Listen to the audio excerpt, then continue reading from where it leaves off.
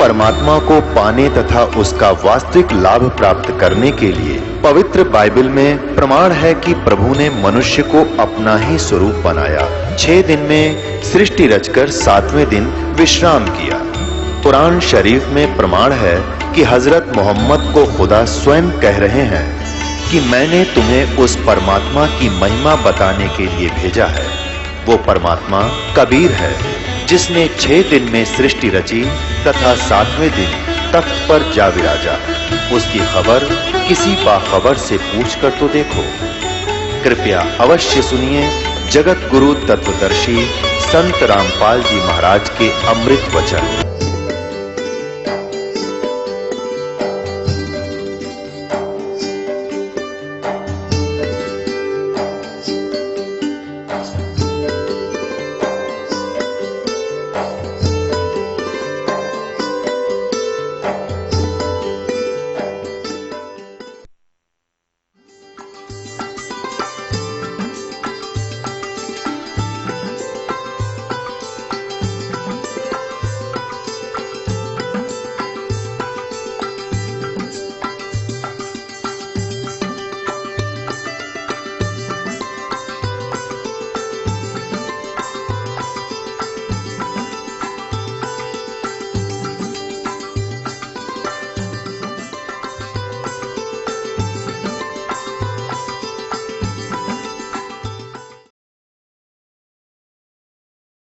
यानी तो हट करके बैठ गया तो बाहर से तो दिखाई देगा भक्ति कर रहा है, समाधि लगाने की चेष्टा कर रहा है, लेकिन ये मन किसी समय भी कोई ना कोई सोचे बिना ये रहता नहीं। अब इसके लिए कहा कि तू काम भी कर, भक्ति भी कर, इस कर्म इंद्रियों को लगाए रख, काम भी कर और भक्ति भी कर। ये देखिए अब कहते हैं जो इन कर्म इंद्रियों को जो रोक कर चिंतन करता है, और वो मिथ्याचारी और दम्भी यानी पाखंडी कहा जाता है कि कोई हट करके बैठता है, जैसे 2.5 घंटे सुबह 2.5 घंटे शाम, ये राधा स्वामी वाले और अन्य तकरीबन यह गुट्टी पे हुए सब ने, कहते ये पाखंडी लोग हैं, दम्भी हैं, ये साधना नहीं है भक्ति करने की। देखना 7वें में स्पष्ट कर दिया है कि किंतु अर्जुन,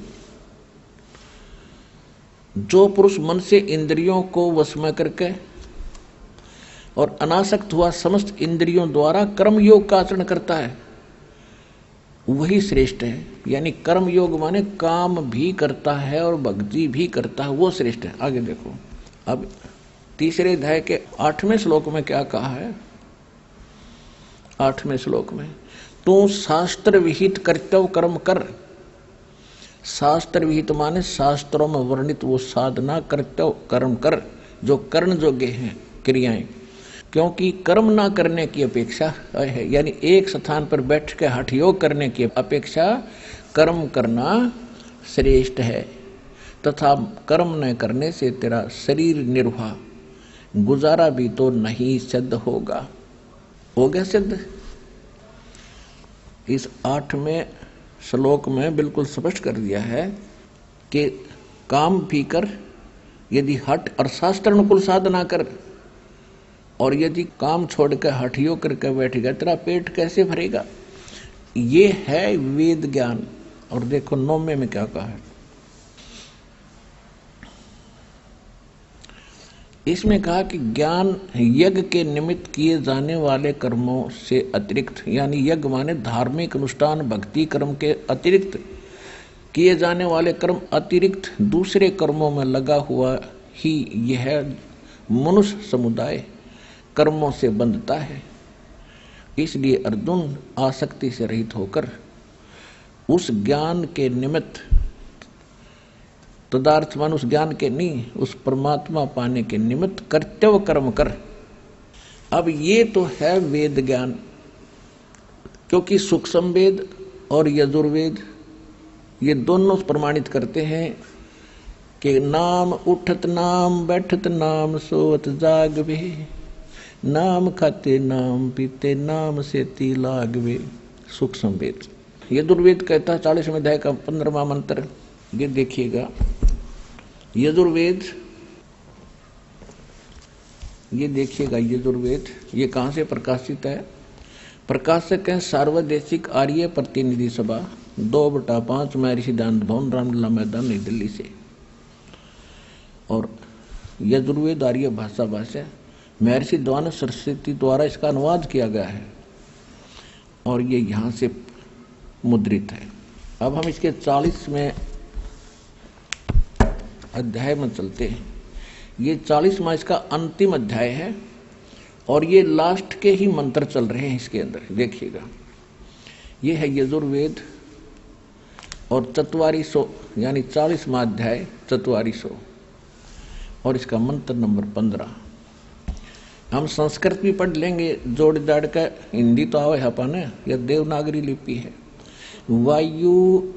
वायुर अनिलम अमृतम अथेदम भस्मांतम शरीरम। ओम करतो समर किलबे समर और करतुम समर है 15वां श्लोक। इसका क्या अर्थ है? वायु अनिलम अमृतम अथ इदम भस्मांतम शरीरम। इसका अर्थ है कि जब तक तेरा शरीर का नाश हो तब तक, अनल माने होती है वायु, इस वायु यानी श्वास के द्वारा सेवन करना होता ओम का। तो इसमें क्या बताया है कि ओम करतु समर किलबे समर। नीचे देखिएगा, ओम करतो समर किलबे समर और करतुम समर। और देखिए इस अज्ञानी दानंद का अनुवाद दिखाऊंगा, क्योंकि इनको कोई ज्ञान नहीं था। ये सिर्फ संस्कृत भाषा अवश्य जानते थे, तत्व ज्ञान इनके पास था नहीं, जिस कारण से इन्होंने जहां इनकी बुद्धि ने काम नहीं किया उड़ंगा कर दिया। अब इसका सीधा अर्थ है कि ओम करतु समर, ओम का जाप काम करते करते सिमरण कर। अब इसके अनुवाद से आपको और आसानी से सिद्ध होगा कि यो भी कोशिश कर रहा है, अर्थ तो ठीक करने की चेष्टा कर रहा है, लेकिन विचलित होने के कारण ये निष्कर्ष नहीं दे पा रहा। देखिएगा, ये इनका अनुवाद है दानंद जी का। कर्तो माने कर्म करने वाले जीव तू शरीर छूटते समय। ये ओम लिखा है, ये ओम लिखा है। इसने जैसे ये कर्तु है, कर्तु का अर्थ कर दिया कर्म करने वाले जीव, बिल्कुल ठीक है। और ओम का भी यहाँ अर्थ लिखना था, ओम ही लिखना था। ओम माने ओम को, समर माने समण कर, किलबे माने अपने सामर्थ्य के लिए परमात्मा और उनके अपने स्वरूप का समरण माने समण कर, कर्तव्य माने अपने किए का समण कर। वायु माने धनजा दिवायु, अनल माने कारण रूप वायु को, कारण रूप वायु, अमृतम अविनाशी कारण को धारण करता अथ, इसके अनंतर इदम इस शरीर नष्ट, शरीरम नष्ट होने वाला, सुखादि का आश्रय शरीर, भस्मांतम अंत में भस्म होने वाला। तो ऐसा जान, कोई अर्थ है इसका? कोई सिर पैर है इसके अर्थ का? इसका सीधा सा अर्थ है कर्तो माने काम करने वाले। यहां लिखा है ओम करतो समर, काम करते करते समण कर। और किलबे, किलबे माने किलबलाहट, एक विशेष कसक के साथ, तड़फ के साथ उस नाम का जाप करे। और कर्तव्य माने अपने मूल मनुष्य जीवन का मूल कर्तव्य जानकर ओम का जाप करे। तो इसको अंतिम सांस तक, शरीर छूटते तक, जब तेरा शरीर नाश हो तब तक इसका सेवन कर। तो ये वेद ज्ञान है। और गीता अध्याय नंबर 8 के श्लोक नंबर 13 में कहा है, ये देखिएगा, श्रीमद् भगवत गीता उठा ली हमने, पवित्र वेद रख दिए। अब इसके 8वें अध्याय का 13वां श्लोक आपको दिखाते हैं। ये देखिएगा, अध्याय नंबर 8 का श्रीमद् भगवत गीता और श्लोक नंबर 13। हम संस्कृत पढ़ेंगे, परमात्मा ने इस योग्य कर दिए। ओम इति एकाक्षरम ब्रह्म व्यवहारन माम अनुसमरण ये प्रयाति तजंदेहम स याति परमाम गतिम। इनका अनुवाद यहाँ से शुरू होता है। इन्होंने दोनों का इकट्ठा कर दिया 12 और 13 का, बल्कि अलग अलग होना चाहिए था। यहाँ से शुरू होता, जो पुरुष ओम माने ओम, ओम माने ओम, इस एक अक्षर रूप इति एकाक्षरम, अक्षर रूप ब्रह्म को उच्चारण करता हुआ उसके अर्थ स्वरूप मां मुझ निर्गुण ब्रह्म का चिंतन करता हुआ शरीर को त्याग कर जाता है, वह पुरुष परम गति को प्राप्त होता है। ये अनुवाद इन्होंने ठीक नहीं करना है, पर थोड़ा बहुत मिला दिया, मिलता जुलता सा है। देखिएगा, अब देखिएगा, हम अपने हिसाब से करेंगे इसको। अब 13वां मंत्र है 8वें अध्याय का 13वां श्लोक। ओम माने ओम, इति माने यह, एकाक्षरम, ओम इति यानी यह, केवल यही, एकाक्षरम माने एक अक्षर, ओम यही, ब्रह्म व्यवहारण माम अनुसमरण, माम ब्रह्म मुझ ब्रह्म का उच्चारण करके सिमरण करता हुआ, यह परियाति तजंदेहम, जो शरीर त्याग कर जाता है, सयाति परमाम गति, वह परम गति यानी ओम के जाप से मिलने वाली परम गति को प्राप्त होता है। जो शरीर त्यागते समय तक भस्मांतम शरीरम, यजुर्वेद अध्याय नंबर 40 के श्लोक नंबर 15 वाला ये ज्यों का त्यों है, यही परमात्मा की सुख संवेद में है। राम नाम रटते रहो, राम नाम रटते रहो, जब तक घट में प्राणे, कभू तो दीन दयाल के भनक पड़ेगी कान। यानी अंतिम सांस तक राम का नाम जपते रहो। अब कौन से राम का? गीता अध्याय नंबर 18 के श्लोक 62 में, गीता अध्याय नंबर 15 के श्लोक 4 में गीता ज्ञानदाता कहता है कि अर्जुन तू सर्वभाव से उस परमेश्वर की शरण में जा, उसकी कृपा से तू परम शांति को और शाश्वतम स्थानम यानी उस अमर लोक को प्राप्त होगा। 15वें अध्याय के 4थे श्लोक में कहा कि तत्वदर्शी संत मिलने के उपरांत उस तत्व ज्ञान रूपी इस शस्त्र से अज्ञान रूपी इस अंधकार में इस गुत्थी को काट के उसके पश्चात परमेश्वर के उस परम पद की खोज करनी चाहिए, जहां जाने के बाद साधक फिर लौटकर संसार में कभी नहीं आते, और केवल उसी परमात्मा की भक्ति करो जिसने सारे संसार की रूपी संसार रूपी वृक्ष की रचना की है।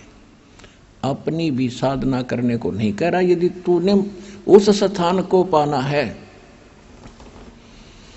अमरलोक को पाना है, सतलोक को पाना है और जन्म मरण का ये झंझट छुटवाना है, तो तत्वदर्शी संतों की खोज कर और उसी भगवान की भक्ति कर जो गीता ज्ञानदाता से अन्य है। अब पवित्र यजुर्वेद, पवित्र सूक्ष्म वेद और पवित्र श्रीमद् भगवत गीता में वेद ज्ञान, ये एक ज्ञान है, ये बिल्कुल सही है। अब ओम नाम से क्या प्राप्ति होती है? ब्रह्मलोक। इससे पहले थोड़ा सा आपको देवी पुराण दिखाऊंगा।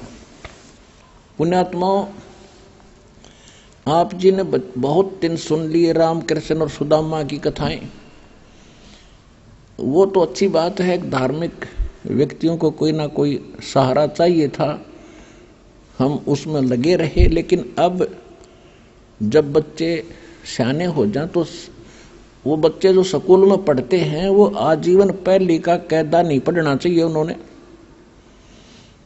अगर सफलता पानी है तो आगे की क्लासेज भी अटेंड करनी पड़ेंगी। तो वो सतलोक आश्रम बरवाला में उसे आगे की पढ़ाई पढ़ाई जाती है, वो सुनिएगा। अब ओम नाम किसका है? ओम नाम से क्या प्राप्ति होती है ये देखिएगा। श्रीमद् देवी भागवत यानी श्री देवी पुराण गीता प्रेस गोरखपुर से प्रकाशित है। श्रीमद् देवी भागवत सचित्र मोटा टाइप, संक्षिप्त केवल हिंदी, संपादक हनुमान प्रसाद पोदार, चिमनलाल गोस्वामी, और ये यहां से प्रकाशित है। इसके मुद्रक और प्रकाशक हैं गीता प्रेस गोरखपुर। इसके 562 पृष्ठ पर आपको ले चलते हैं। उसमें क्या वर्णन है कि देवी यानी दुर्गा जी हिमालय राजा को ज्ञान बता रही है और वो कह रही है कि आप मेरी भक्ति भी छोड़ दो, केवल ब्रह्म की पूजा करो। ब्रह्म की, उसका ओम नाम है। ओम नाम का जाप ब्रह्म पाने का उद्देश्य करके करोगे तो आप ब्रह्म लोक में चले जाओगे, ब्रह्म के पास जो ब्रह्म लोक में रहता है। देखिएगा, यह है 562 पृष्ठ, संक्षिप्त देवी भागवत। हम नीचे आते हैं। देवी के द्वारा हिमालय को ज्ञानो उपदेश, ब्रह्म स्वरूप का वर्णन। श्री देवी जी कहने लगी, पर्वतराज, ये तो पहले अपने विषय में बताती है, फिर कहती है उस ब्रह्म का क्या स्वरूप है यह बतलाया जाता है, जो प्रकाश स्वरूप सबके अत्यंत समीप स्थित हृदय रूप गुहा में स्थित होने के कारण गुहाचर नाम से प्रसिद्ध और महान पद अर्थात परम प्राप्य है। वह है समस्त प्रजा के ज्ञान से परे है। उसने किसी भी प्रजा को उसका ज्ञान नहीं है, अर्थात किसी की बुद्धि में आने वाला नहीं। यह तुम जानो, जो परम प्रकाश रूप, जो सूक्ष्म से भी अत्यंत सूक्ष्म है, जिसमें संपूर्ण लोक और उन लोकों में निवास करने वाले प्राणी सचित हैं, वही ये अक्षर ब्रह्म है। अब पुण्यात्मा इस परमात्मा के द्वारा दिए गए सूक्ष्म वेद रूपी पैमाने से आप इन सभी देवी और देवताओं के ज्ञान के सतर से परिचित हो जाओगे। अब ये देवी जी ब्रह्म को कहीं अक्षर ब्रह्म कह रही है, कहीं परम अक्षर कह रही है। देखो, और फिर गीता से प्रमाणित करेंगे आपको कि सरपुरुष अलग है, अक्षर पुरुष अलग है, और परम अक्षर पुरुष वो सुप्रीम पावर है। यहां देखिएगा, वही अक्षर ब्रह्म है। देवी जी कह रही है, ब्रह्म को कह रही है, ब्रह्म ही अक्षर ब्रह्म है। वही सबके प्राण है, वही सबकी वाणी है और वही सबके मन है। वह यह परम सत्य और अमृत अविनाशी तत्व है। सौम्य उस वेदन योग्य लक्ष्य को तुम वेदन करो, मन लगाकर उसमें तन में हो जाओ। अब हम ज्यादा ना करें, यहाँ के क्या करिए, अक्षर रूप ब्रह्म को लक्ष्य बनाकर वेदन करो। प्रणव यानी ओम तो धनुष है, जीवात्मा बाण है, ब्रह्म और ब्रह्म को उसका लक्ष्य कहा जाता है। यानी जीवात्मा ओम का जाप करे, ब्रह्म पाने का उद्देश्य रखे। अब यहां कहती है उस एकमात्र परमात्मा को यानी ब्रह्म को जाने, दूसरी सब बातों को छोड़ दे। अपनी पूजा को भी कह रही है, मेरी भी पूजा छोड़ दे तू। यही अमृत रूप परमात्मा के पास पहुंचाने वाला पुल है। संसार समुद्र से पार होकर अमृत स्वरूप परमात्मा को प्राप्त कराने का यह सुलभ साधन है। इस आत्मा का, परमात्मा का ओम के जप के साथ ध्यान करो। इससे अज्ञान अंधकार से सर्वथा परे और संसार समुद्र से उस पार जो ब्रह्म है उसको पा जाओगे। तुम्हारा कल्याण। ओम का जाप कर ब्रह्म प्राप्ति हो जाएगी। और वो कहाँ रहता है ब्रह्म? वह है 563 पर पढ़ रहे हैं। वह है यह सबका आत्मा ब्रह्म, ब्रह्मलोक रूप दिव्य आकाश में स्थित है, ब्रह्मलोक में रहता है। ठीक। अब श्रीमद देवी भागवत में देवी जी ने स्वयं बता दिया, ओम का जाप कर, यह ब्रह्म का मंत्र है, इसके जाप से ब्रह्म प्राप्ति हो जाएगी। वो ब्रह्म लोक में चला जाएगा, वो वहां रहता है। अब गीता अध्याय नंबर 8 के श्लोक नंबर 16 में कहा है कि ब्रह्म लोक में गए हुए प्राणी भी जन्म मृत्यु के अंदर हैं। देखिएगा, ये है श्रीमद् भगवत गीता। हमने अब उठा ली, श्री देवी पुराण रख दी। ये 8वां अध्याय, ये 8वां अध्याय, और इसका हमने 13 पढ़ लिया। देखिए 16 में, 8वें अध्याय का 16वां श्लोक क्या देता, प्रमाण देता है कि हे अर्जुन, ब्रह्मलोक पर्यंत सब लोग पुनरावर्ती में हैं। ये पुनरावर्ती को स्टार लगा के या नीचे विश्लेषण किया है, अर्थात जिनको प्राप्त होकर पीछे संसार में आना पड़े ऐसे। इसलिए पुनरावर्ती उसको कहते हैं जो उसको प्राप्त होकर भी जन्म मृत्यु में सदा रहे, आना पड़े वापस। वहां गए हुए प्राणी भी वापस आते हैं ब्रह्मलोक में। अब यहां इन्होंने थोड़ी सी गलती की है, परंतु हे कुंती पुत्र, मुझको प्राप्त होकर पुनर्जन्म नहीं होता। ये अनुवाद गलत किया इन्होंने। देखो पुण्यात्माओं, यदि ये ऐसे विद्वान होते तो मुझे क्या जरूरत थी इनके मत्था पचाई करने की। अगर हम इनके इस अनुवाद को श्रेष्ठ माने कि गीता ज्ञानदाता ब्रह्म ये कह रहा है कि मुझे प्राप्त होकर फिर किसी का जन्म मृत्यु नहीं होगा, तो गीता अध्याय नंबर 2 श्लोक नंबर 12, गीता अध्याय नंबर 4 के श्लोक 5 और 9, गीता अध्याय नंबर 10 के श्लोक नंबर 2, 3 गलत हो जाते हैं, जिनमें यह कहता है कि अर्जुन तेरे और मेरे बहुत जन्म हो चुके, तू नहीं जानता मैं जानता हूं। तो एक खाकनवाद इनका।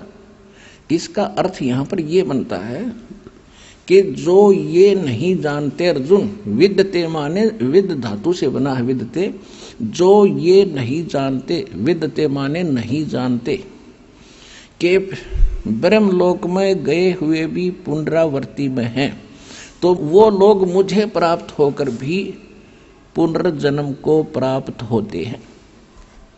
इसका सीधा अर्थ ये बनता है। इन्होंने गलत किया है। देखिएगा अध्याय नंबर 2 के और श्लोक नंबर 12 को आपको दिखाते हैं। ये देखिएगा, गीता अध्याय नंबर 2 और श्लोक नंबर ये 12। इसमें कहा कि अर्जुन न तो ऐसा है कि मैं किसी काल में नहीं था, अथवा तू नहीं था, अथवा ये राजा लोग नहीं थे, और न ही ऐसा है कि इससे आगे हम सब नहीं रहेंगे। यानी तेरी मेरी, तू और मैं पहले भी जन्मे थे, आगे भी जन्मते रहेंगे। फिर देखिए अब चौथे अध्याय के 5 और 9 में, ये है श्रीमद् भगवत, ये है चौथा अध्याय और श्रीमद् भगवत गीता, श्रीमद् भगवत गीता और अध्याय चौथे अध्याय का 5वां श्लोक। अब यहां इसका अनुवाद है, हे प्रणतम अर्जुन, मेरे और तेरे बहुत से जन्म हो चुके हैं, उन सबको तू नहीं जानता किंतु मैं जानता हूं। अब देखिए 9 में क्या कहा है कि हे अर्जुन, मेरे जन्म और कर्म दिव्य माने अलौकिक हैं। इस प्रकार जो मनुष्य तत्व से जान लेता है वह शरीर को त्याग कर फिर जन्म को प्राप्त नहीं होता और मुझे ही प्राप्त होता है।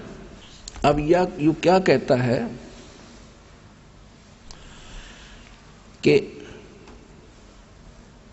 जो इसका सीधा सा अर्थ है कि अर्जुन तेरे और मेरे बहुत जन्म हो चुके हैं और मेरे जन्म और कर्म अलौकिक हैं, यानी और जो इनको नहीं जानता वो मुझे ही प्राप्त होता है, जो इस तत्व से परिचित नहीं है वो मुझे ही प्राप्त रहता है, और मेरे और तेरे जन्म मृत्यु बहुत होली है। सीधी सी बात है। अब 10वें अध्याय का दूसरा श्लोक कति कंसेप्ट क्लियर कर देगा। ये देखिएगा 10वां अध्याय श्रीमद् भगवत गीता, ये यहीं पर है। मेरी उत्पत्ति को प्रभाव माने जन्म को न देवता लोग जानते हैं और न महर्षि जानते हैं, क्योंकि मैं सब प्रकार से देवताओं का और महर्षियों का आदि कारण हूं। अब इससे क्या सिद्ध हो गया? गीता ज्ञान दाता ये ब्रह्म है, ज्योति निरंजन काल है, सर्वपुरुष है। इसका जन्म परमात्मा कबीर जी से हुआ। एक अंडे में उसके वचन शक्ति से एक आत्मा उसमें प्रवेश हुई, तब ये परमात्मा के वचन से इसका जन्म हुआ। और इस ज्योति निरंजन से और दुर्गा से ब्रह्मा विष्णु महेश और सब अन्य प्राणियों की उत्पत्ति हुई।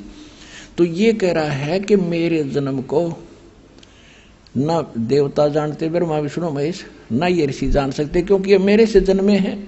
तो जैसे पिता की डेट ऑफ बर्थ संतान नहीं जानते, पिता के जन्म को संतान नहीं जान सकती, दादा बता सकता है।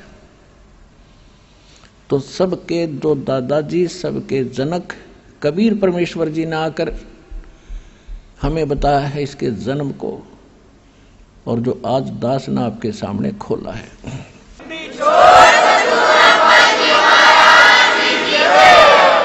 तो इससे सिद्ध हो गया कि गीता ज्ञान दाता का जन्म हुआ है और मृत्यु ये स्वीकार कर ही रहा है।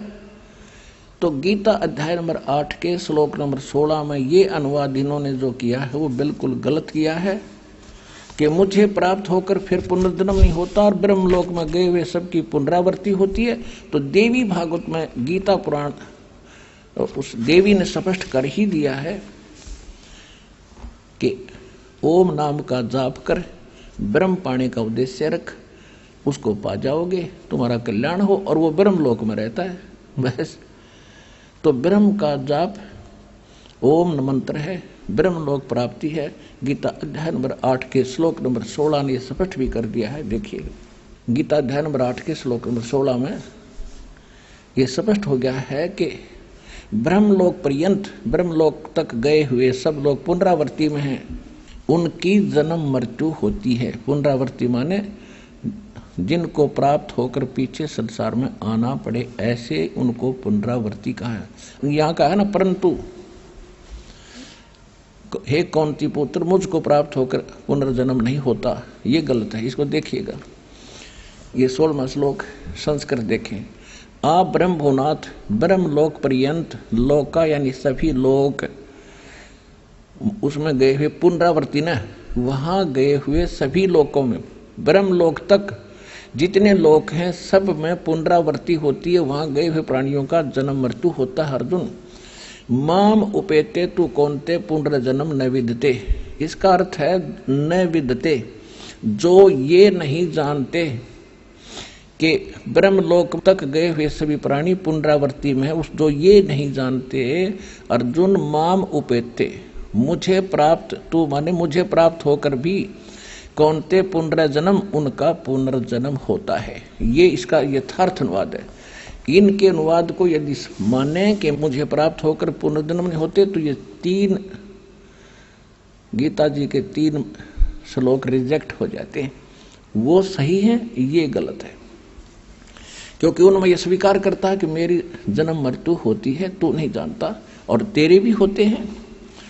तो अब हम आते हैं, ये स्पष्ट हो गया कि जो ज्ञान हमारा सूक्ष्म वेद इन सबका एक सबको जांचने का पैमाना है सूक्ष्म वेद, और सूक्ष्म वेद आज तक कोई जाना नहीं इस दास के अतिरिक्त या उन महापुरुषों के अतिरिक्त जिनको भगवान सीधे मिले थे, जिनके शुभ नाम दास बहुत बार आपको गिनाता है। कौन कौन?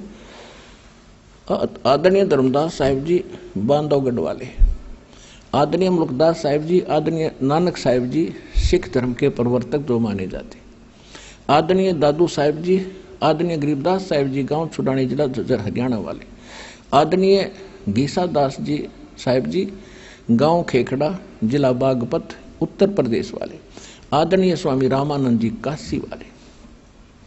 इन महापुरुषों को परमात्मा सीधे मिले थे, उनको छोड़कर, और उसके बाद इस दास के अतिरिक्त इन गूढ़ रहस्यों को जानने वाला इस पृथ्वी पर नहीं था। और उनको हिदायत थी कि अभी इनको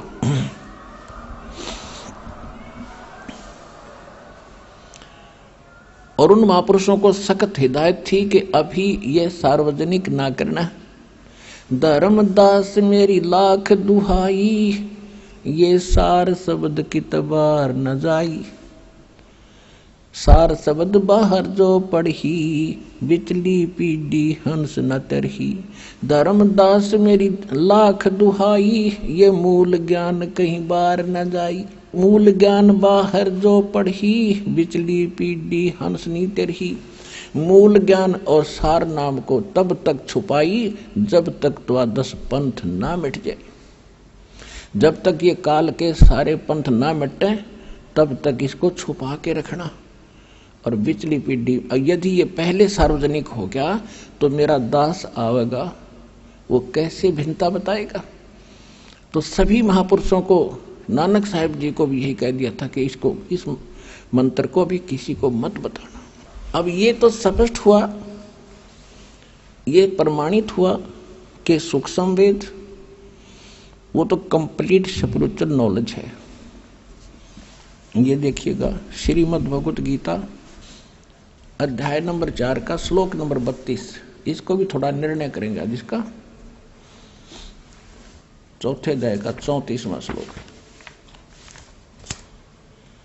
ये देखिएगा यजुर्वेद अध्याय नंबर 4 का और श्लोक नंबर 32। इसमें क्या लिखा है? एवं बहुविधा यज्ञा वितता ब्रह्मणे मुखे। यो ब्रह्मणे मुखे यहां गड़बड़ कर रखी इन्होंने अनुवाद में। कर्मजान विदितान सर्वान एवं ज्ञात्वा विमोक्षसे।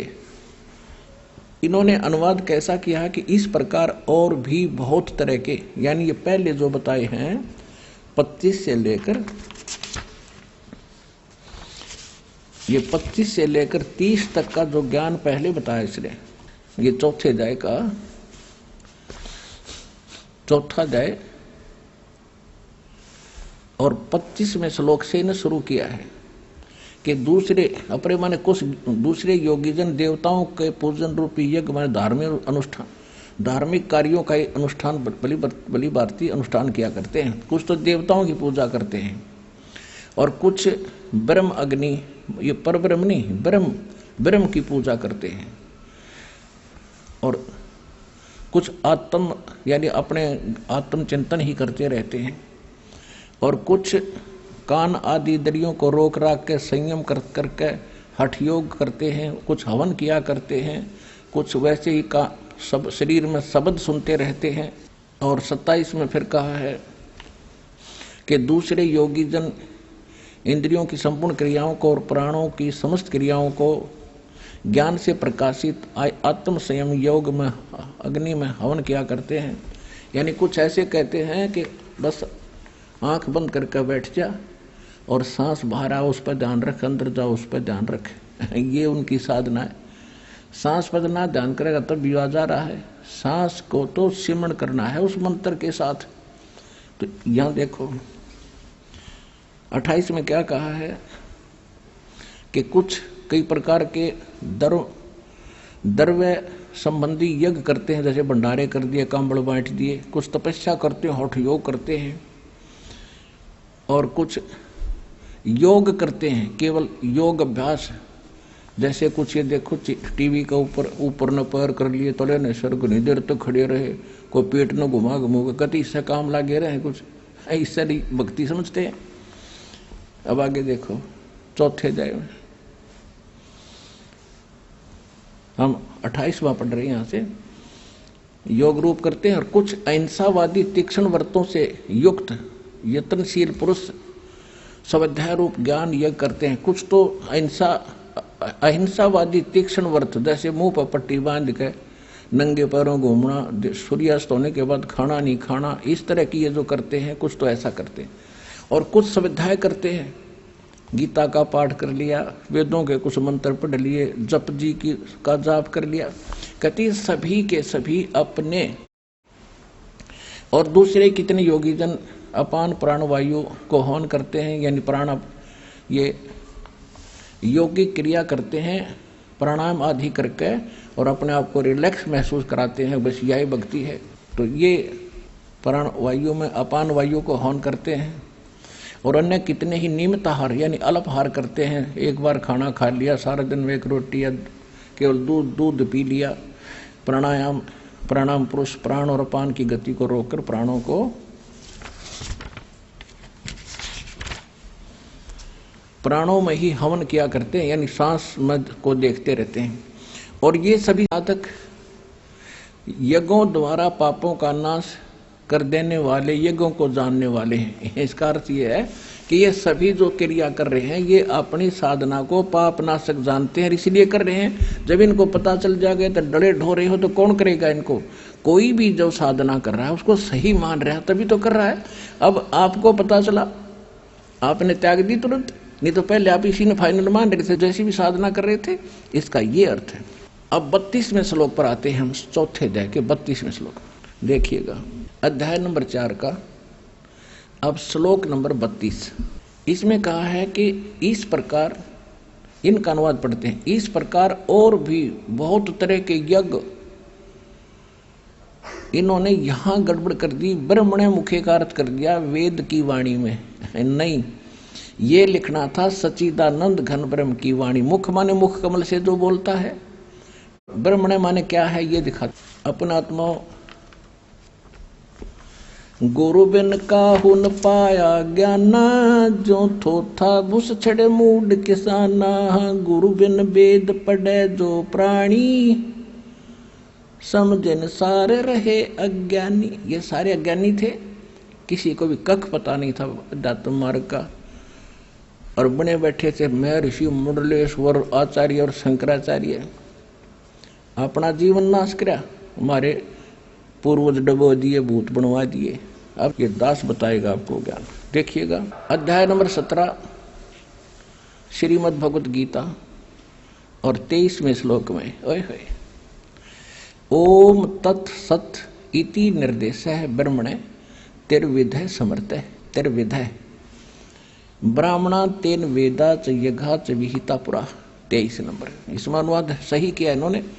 ओम ओम तत् तत् सत सत। तत् और सत का इन्हें सपने में भी ना पता लग गए। अब ये गूढ़ रहस्य हैं। आज का जो सत्संग है विशेष होगा आपके लिए। ये ओम तत् सत, ये 3 मंत्र हैं। किसके? ये देखिए इन्हीं के शब्दों में। ऐसे ये त्रिविध है, 3 प्रकार का ब्रह्मणे माने सच्चिदानंद घन ब्रह्म का नाम कहा है।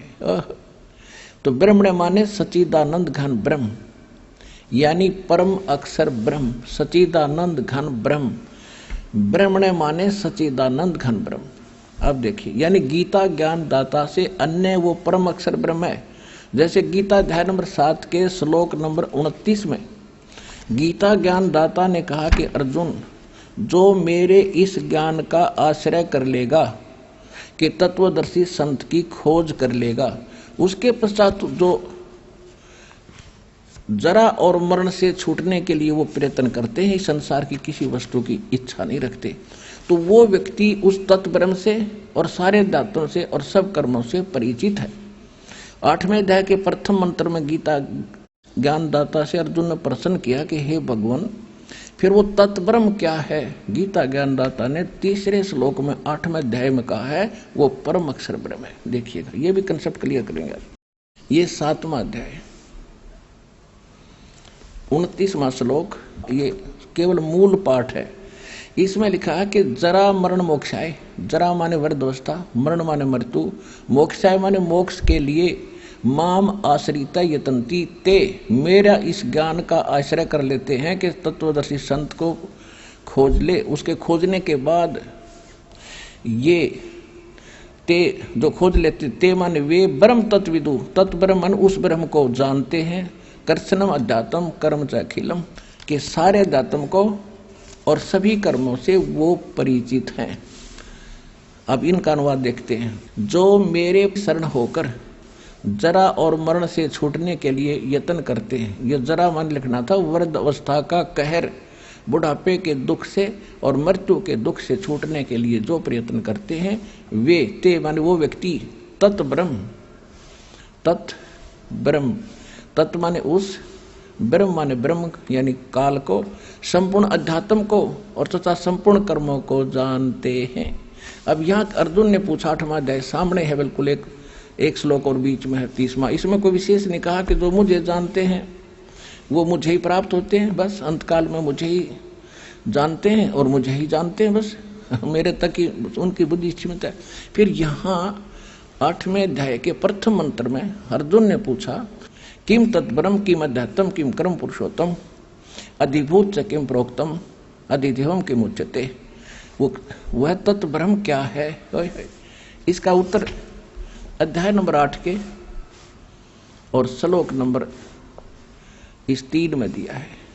वह परम अक्षर ब्रह्म है। अक्षरम ब्रह्म परमम, परम अक्षर ब्रह्म है।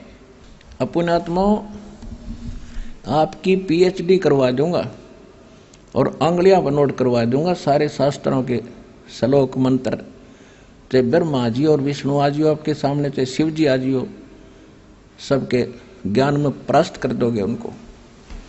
अब देखिएगा श्रीमद् भगवत गीता अध्याय नंबर 4 का श्लोक नंबर 32 में आगे इसमें कहा है कि इस प्रकार, यानी जो 25 से 30 तक बताया है, उससे ऐसे इस प्रकार बहुत तरह के यज्ञ माने धार्मिक अनुष्ठानों की जानकारी, ब्रह्मणे माने सच्चिदानंद घन ब्रह्म कहो, परम अक्षर ब्रह्म कहो, पूर्ण परमात्मा कहो, सत्पुरुष कहो, अमर पुरुष कहो, उसको कबीर देव कहो। वो कबीर परमात्मा सह शरीर सतलोक से चलकर आता, ये वेद बताते हैं कि अपने मुख कमल से वो कवियों की तरह आचरण करता हुआ अपने तत्व ज्ञान का प्रचार करते हैं। वो तत्व ज्ञान है, वो सूक्ष्म वेद है, वो सच्चिदानंद घन ब्रह्म की वाणी है, वो कबीर वाणी है जो भगवान खुद बोलते हैं अपने मुख से।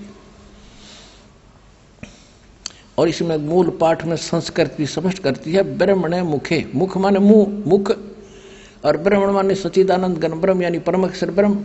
परम अक्षर ब्रह्म के मुख से उच्चरित वाणी में धार्मिक यज्ञों यानी धार्मिक अनुष्ठानों की जानकारी विस्तार से कही गई है, वो तत्व ज्ञान है। देखो अब चौथे अध्याय का 32वां श्लोक आपको 10 अनुवाद करके समझा रहा है। इस प्रकार और भी बहुत तरह के यज्ञ माने धार्मिक अनुष्ठान सच्चिदानंद घन ब्रह्म की वाणी में, परमेश्वर के मुख से उच्चरित वाणी में, कबीर वाणी में, उस तत्व ज्ञान में विस्तार से कहे गए हैं। उन सबको तू, ये कहता कर्म जान, मन इंद्री और शारीरिक क्रियाओं द्वारा संपन्न होने वाले जान। कर्म जान माने परमात्मा जो ज्ञान देगा सूक्ष्म वेद में, वो क्रियाएं काम करते करते करनी होती हैं। शारीरिक क्रियाओं को काम करते करते उसका सेवन और ध्यान भजन करना होता है।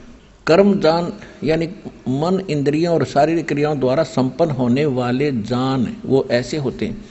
इस प्रकार तत्व से जानकर उनके अनुष्ठान द्वारा कर्म बंधन से तू सर्वथा मुक्त हो जाएगा। अब ये स्पष्ट हो गया कि सूक्ष्म वेद वो है जो परमात्मा स्वयं आकर अपने मुख कमल से बोलता है।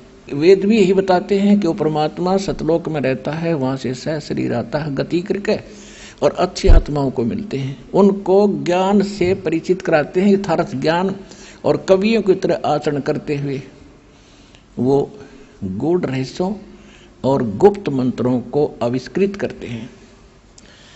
अब ये स्पष्ट हो गया। अब चौथे अध्याय के 34वें श्लोक में आपको बताते हैं। ये है गीता अध्याय नंबर 4 का और श्लोक नंबर 34। उस तत्व ज्ञान को जो परमात्मा स्वयं अपने मुख कमल से बोलते हैं, वो ज्ञान तत्व ज्ञान है। उस ज्ञान को तत्वदर्शी ज्ञानियों के पास जाकर समझ, उनको भली भांति दंडवत प्रणाम करने से, प्रणिपातेन, और उनकी सेवा करने से, कपट छोड़कर प्रसन्न करने से, सरलता पूर्वक प्रसन्न करने से वे परमात्म तत्व को जानने वाले तत्वदर्शनी, वह तत्वदर्शी संत, विद्वान, ज्ञानी माने विद्वान पुरुष तुझको तत्व ज्ञान का उपदेश करेंगे। अब वो तत्व ज्ञान है जो स्वयं परमात्मा अपने मुख कमल से बोलता है। वो कैसे आता है, ये थोड़ा सा ऋग्वेद को भी साथ लेंगे हम। देखिएगा ऋग्वेद 9-10 मंडल ये इकट्ठे ही अनुवादित है। ये कहां से छपा है? प्रकाशक है सार्वदेशिक आर्य प्रतिनिधि सभा, महर्षि सिद्धांत भवन, रामलीला मैदान, नई दिल्ली से, और ये यहां से छपा है। अब इसके हम थोड़े से श्लोक पढ़ेंगे, घना कंसेप्ट क्लियर हो जाएगा। ये है ऋग्वेद मंडल नंबर 9 सूक्त 86 मंत्र 26। इसमें क्या कहा है? इसमें यो कबीर शब्द है, ये कबीर लिखते हैं, हम कबीर बोलते हैं इसको। यज्ञ करने वाले यजमानों के लिए परमात्मा यानी यज्ञ माने धार्मिक अनुष्ठान करने वाले, यजमान माने भक्तों के लिए परमात्मा सब रास्तों को सुगम करता हुआ उनके विघ्नों यानी संकटों को मर्दन करता है, उनका नाश कर देता है और उनको पवित्र करता हुआ और अपने रूप को सरल करता हुआ वह कांति में यानी तेजो में शरीर वाले परमात्मा कबीर दे, ये कबीर शब्द है, कबीर हम इसको कबीर बोले वह को, इन्होंने ये अपसर्ग लगा के ऐसा कर दिया, इसका अर्थ कर दिया सर्वज्ञ, कवि बना दिया और कवि का अर्थ कर दिया सर्वज्ञ। कोई कवि आज तक सर्वज्ञ हुआ है? इनकी अकल मारी जा रही। अब देखना, अब पहले ये निर्णय करते हैं कि जैसे ये यजुर्वेद है, ये देखो ये यजुर्वेद है और इसके अपसर्ग हटा के ये र यहाँ लगा दें दो और वेद अलग कर दें और यजु लिख दें और कहीं पर इस यजुर्वेद की महिमा हो और केवल यजु लिखा हो तो अनुवाद करता बुद्धिमान उसकी बुद्धि सलप नहीं करेगी, तो वहां करेगा यजुर्वेद लिखेगा। ऐसे ही जहां कबीर भी लिखा है इन्होंने अपसर्ग लगा के, तो इसके अनुवाद में लिखना पड़ेगा कबीर देव। हम उसने कबीर देव के बोल रहे हैं, कबीर देव कबीर, हम वह को वह बोलते, वेदों को हम वेद बोलते हैं। किसी का नाम धर्मवीर है तो हम उसको धर्मवीर बोलते हैं, किसी का नाम वेद प्रकाश है तो उसको वेद प्रकाश बोलते हैं। तो यहाँ सिर्फ एक भाषा के बोलने का अंतर है और भगवान का नाम वही है। इस यजुर्वेद से करते हैं स्पष्ट आपको, ये महर्षि दानंद का ही अनुवादित है, ये देखिएगा। ये है प्रकाशक वही सार्वदेशी कार्य प्रतिनिधि सभा, ये सारा, और ये अनुवादक और ये प्रकाशक। अब इसके आते हैं हम 36वें अध्याय का प्रथम मंत्र, ये है 63वां अध्याय, 36वां अध्याय। और इसमें मूल पाठ के अंदर एक यजु शब्द है, ये यजु शब्द है।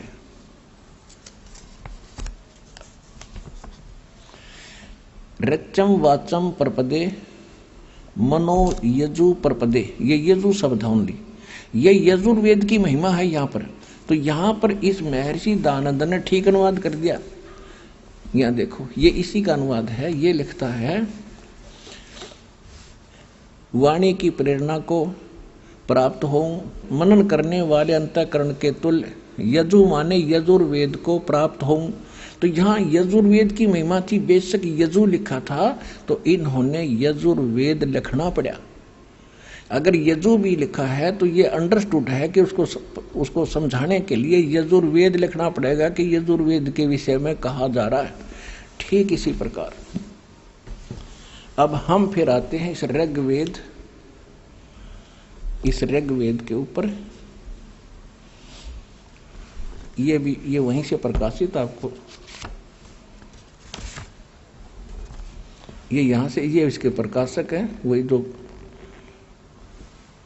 और ये यहाँ से ये प्रकाशित है। अब हम ऋग्वेद मंडल नंबर 9 सूक्त 86 का मंत्र 26 फिर पढ़ेंगे। ये देखो 26, यज्ञ करने वाले यजमान माने भक्तों के लिए, यज्ञ माने धार्मिक अनुष्ठान यानी भक्ति करने वाले भक्तों के लिए परमात्मा सब रास्तों को सुगम करता है हुआ उनके विघ्नों यानी संकटों का नाश करता है, मर्दन करता है और उनको पवित्र करता हुआ और अपने रूप को सरल करता हुआ। परमात्मा का वहाँ सतलोक में शरीर की शोभा इतनी है, एक रोम में, एक बाल में, रोमकूप में करोड़ सूर्य मिला दे, करोड़ चंद्रमा, इतना नूर है। और पूरी बॉडी का कितना हो गया, मनुष्य दृश्य है परमात्मा। तो अगर वो एज इट इज यहाँ आ जाता, हमारी आंखें बंद हो जाए, हम देख नहीं सकते। तो अपने उस रूप को हल्का तेज पुंज का सरल करके और सिंपल बना कर आते हैं। और यही गरीबदास जी कहते हैं, तेज पुंज तन दे धर के इस विध हमको भेंट ही, इस तरह हमें मिलते हैं। अब देखिएगा, अपने रूप को और सरल करता हुआ वह कांति में माने तेजों में शरीर वाले परमात्मा कबीर देव, यहाँ हम इसको करेंगे कबीर देव, कबीर साहब, ये कबीर परमात्मा, कबीर देव लिखेंगे हम इसको, नोट सर्वज जय।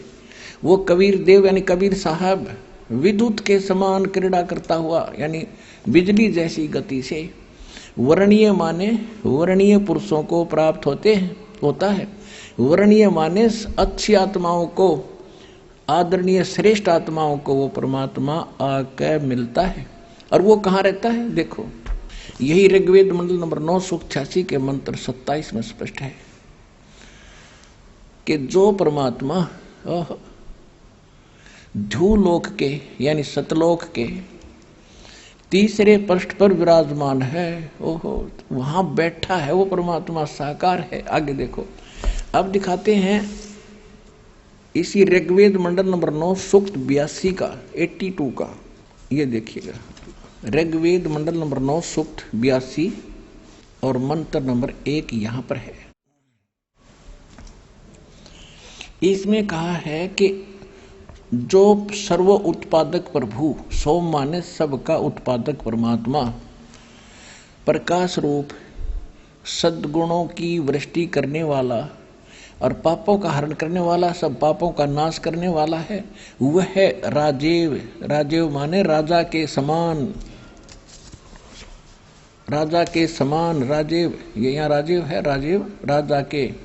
यहाँ देख लो 269 पृष्ठ पे, और ये दिखाएंगे 270 पृष्ठ पे। कोई जो ना कहे दे पृष्ठ गुना बदल गए होंगे। 270 पृष्ठ पे राजेव माने राजा के समान। ओए होए, राजा के समान दर्शनीय है, वो देखण में राजा की तरह है, सिंहासन पर बैठा है। आपने परमात्मा के द्वारा बताई हुई वाणी से धर्मदास जी ऊपर देख कर आए थे, वो कल आपने एक सत्संग में सुना भी था कि वहां परमात्मा का एक सिंहासन है, सिंहासन पर परमात्मा विराजमान है, उसके सिर पर मुकुट है। यही गरीबदास जी कहते हैं, अर्श कुर्स पर, आसमान के अंतिम छोर पर अर्श कुर्स पर सफेद गुंबद है जहां परमेश्वर का डेरा।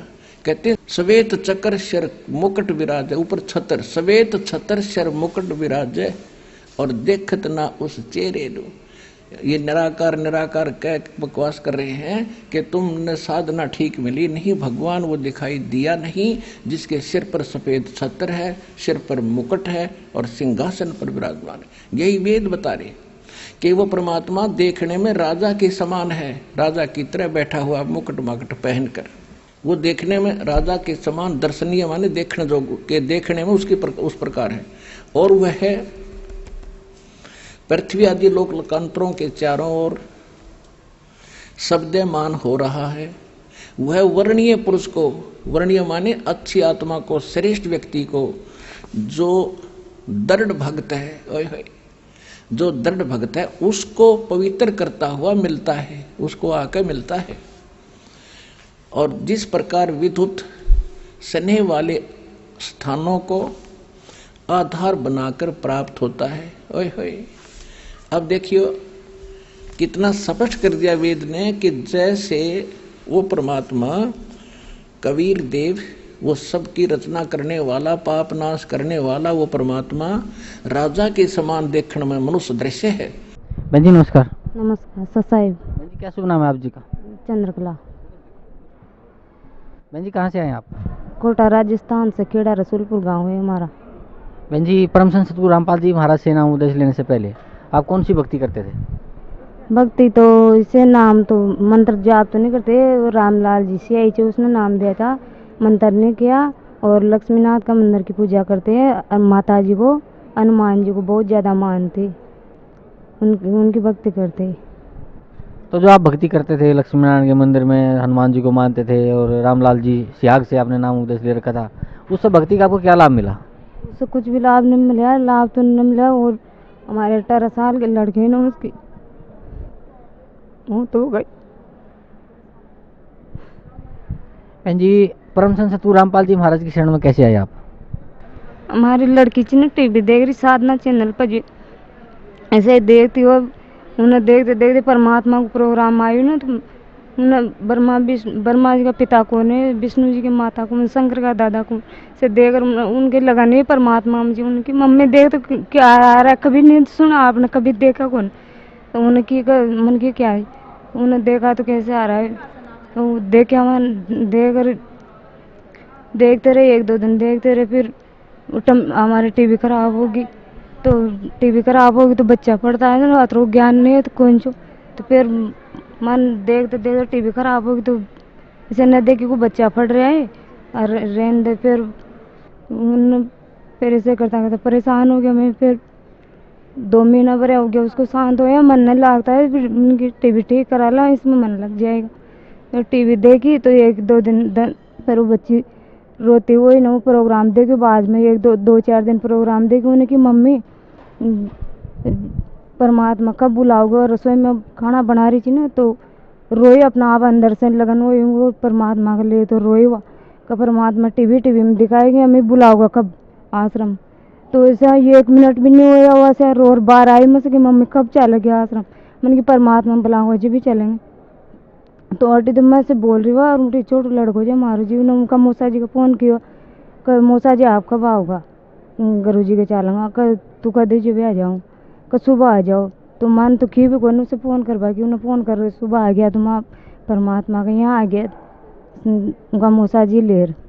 तो यहाँ नाम दीक्षा ले ली, परमात्मा के यहाँ आया। आशीर्वाद दो मार बहुत ज़्यादा हवा को चक्कर से तो घूम मची मुँह परेशान हो बहुत ज़्यादा। आशीर्वाद देता है परमात्मा ने। असु जान 2-4 क्विंटल वजन शरीर पर से उतरा से वजन उतरा। हमारी ननद का भी ऐसा ही हुआ, उन्होंने भी नाम दीक्षा ली परमात्मा से। और लड़की आई ना, तो दीक्षा नाम है उसका। उन्होंने परमात्मा के दे के औरतों को इतना तेज देखो, पूरा परमात्मा को तेज देखो जो और। तो परमात्मा ने उनको दर्शन दिया। हम फिर परमात्मा ने ऐसे कृपा करी हम पे। बहन जी, परमचंद सतगुरु रामपाल जी महाराज से नाम उपदेश लेने के बाद आपको और क्या लाभ मिला? एक तो हमारे शरीर को सुख मिला परमात्मा नाम दीक्षा लेने के बाद। और परमात्मा ने यहाँ से जाता है नाम दीक्षा ले गया, 2-3 दिन बाद में परमात्मा ने कबीर परमेश्वर का रूप में दर्शन दिया। ऊपर टोपी लाग रही थी, कुर्तो पजामा पर है, डाढ़ी थी और पलोट से ऐसे हम एक मकान से जी हम बैठे और वो परमात्मा से ना जा रहे आ रहे ऐसे दर्शन दिया। और एक दिन सो रही थी से लेट रही थी पलंग पर, तो परमात्मा ने जो ना जो 3 रूप में दर्शन दिया। मैं पहले तो कबीर पर में छोटा रूप में दर्शन दिया परमात्मा ने, फिर गरीबदास जी का रूप में दर्शन दिया परमात्मा ने, और फिर वो जागिट फिर है ना वो रूप में दर्शन दिया परमात्मा ने। 3 दिन में दिया क्या मचकी मारी तो परमात्मा ने टीवी पर में दर्शन दिया। और एक बार हमारे कमर दुख जी, मैंने कि परमात्मा हमारी कमर बहुत ज़्यादा दुख जी। तो परमात्मा ने टोपी लाग रही, कालो कुर्तो पर या लंबो, और परमात्मा आश्रय हमारे आडीर आशीर्वाद दे परमात्मा ने। तो हमारे कमर दुख जी ने मुझे लेट रही ना, तो 2 डंडा घुमाया हमारे कमर पर, फिर 2 डंडा खड़ा कराया। तो मुझे नींद में बहुत ज़्यादा दुख रही थी दिन हमारी कमर। तो सुबह उठी ना तो परमात्मा ने हमारे कमर ठीक हो पाई, बहुत ज़्यादा लाभ होया। और फिर हमारे सासू जी ने की और चा कोई जहाँ कोई परेशानी थी तो वहाँ बताई माँ तो बहुत ज़्यादा परेशान था 10 साल से, कोई चक्कर चुआ का सिर दर्द करे। तो वहाँ ने की वहाँ जाओ करो माँ को, वहाँ जाओ जो परमात्मा की शरण में परमात्मा आया हो या जो। तो वहाँ को टीवी पर चैनल आस्था साधना चैनल पर प्रोग्राम आओ तो देख पकड़ो। वहाँ ने देखो 1-2 दिन देखता है कि मार तो सिर दर्द होगी, CT स्कैन करवा कर लेगा जा रहा है जो CT स्कैन कराऊंगा कि मारे माथा दर्द करे।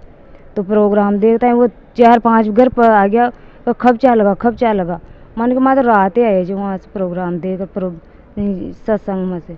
तो वहाँ ने की माए तो रास्ता बता दो, फिर वहाँ रास्ता बताई। फिर वहाँ ने की मैं अकेला न जाऊँगा तो आप कोई चालो हमारे साथ। फिर हमारे लड़कों से 13-14 साल को जी भेजो जी जो आभारी हो अगलो सत्संग जी में नाम दीक्षा ले गया। बहुत आराम से वहाँ का परमात्मा ने बहुत दया करी। बहन जी, भक्त समाज को क्या संदेश देना चाहते हैं आप? तो ये संदेश जाना चाहती हूँ कि परमात्मा आया हो या कहाँ भी मत भटको। और बहुत दिनों से लगन ची परमात्मा की, वो परमात्मा में मल चुका। मूँगफली या सो मंदिर की पूजा करते हैं हमारे तो परिवार में सबका कोई का तो भूत बन रहा, कोई का भूत बन रहा है।